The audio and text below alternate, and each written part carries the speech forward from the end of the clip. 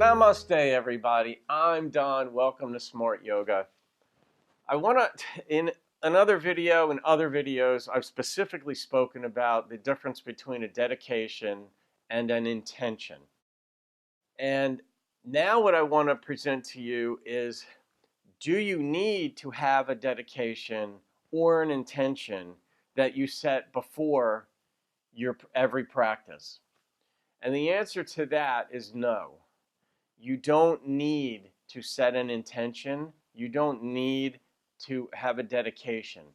You don't want to make your yoga practice become too formulaic. So many parts of life, we want to repeat things because, where we keep our coffee mug and where we keep our keys, we want to sort of have a repetition so that, life is more orderly. When it comes to ideologies, when it comes to like how you approach your yoga practice, you don't want to get things that are so ritualized that there's not room for you to breathe, to expand, to go outside where you're at. So there are times where you don't want an active mind. You don't want to be thinking too much. In fact, it can be a very healthy thing to just try to have an empty mind, so to speak, while you're practicing and just listen to what the instructor is saying.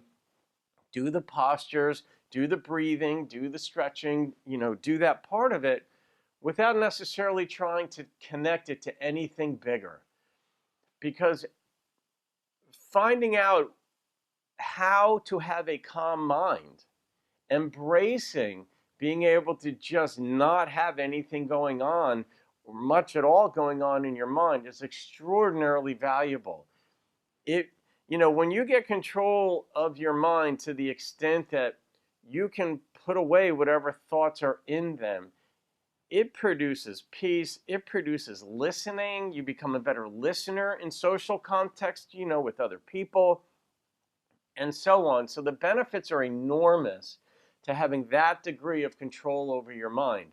So rather than needing to have some kind of purpose, so to speak, specific purpose for everything, you don't need to have that before or during every single practice. You want to have it during some, absolutely, but do you need what I'm speaking to here is not ritualizing every single thing that you do in the way you approach things.